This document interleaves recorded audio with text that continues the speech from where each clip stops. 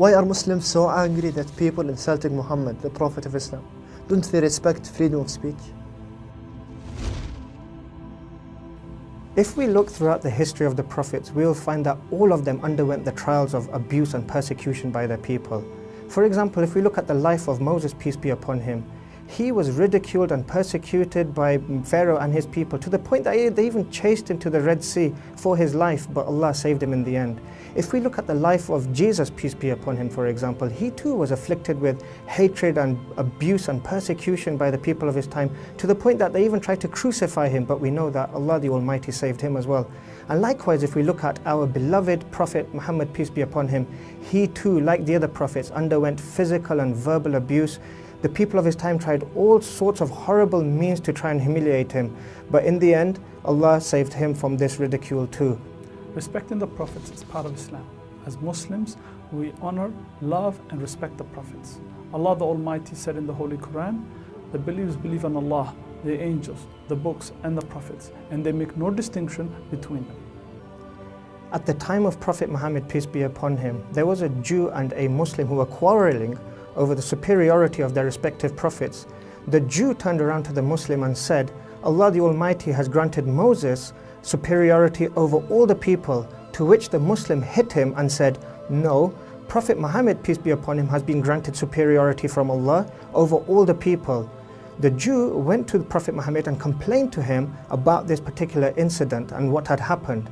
The Prophet, peace be upon him, turned around and said to them all, do not make me a superior over Moses. And in another narration he said, do not make me a superior over any of the other prophets. May Allah's peace and blessings be upon them all. Can you say something insulting about a Holocaust victim and not lose your job? Or what if a white person were to go to a predominantly black neighborhood and just start calling everybody the N-word? Do you think something bad would happen to them? Would you feel sorry for them? Of course not. Now, much of the violence that's happened because of the movie about the Prophet Muhammad is clearly wrong and is forbidden in Islam. But when you insult the Prophet Muhammad, realize that for Muslims, this is someone we revere more than our mother, father, our nation, or any tribe. Some things are considered sacred. Others have a high level of respect. So how much of a higher status do the prophets deserve? Insulting them should never be considered freedom of speech and should never be tolerated. I converted to Islam in 1998, and before that I heard many of the slanderous remarks made about the Prophet Muhammad. He only taught Islam because he wanted money, women, and power.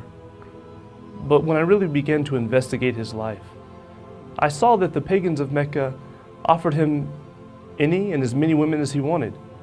They said that they would give him tribute, making him the richest man in Arabia. They also said that they would pledge allegiance to him if he stopped teaching that God was one. But through all this, he never relented and he never stopped preaching about his mission. Muslims love their Prophet Muhammad more than they love their fathers, mothers, and families.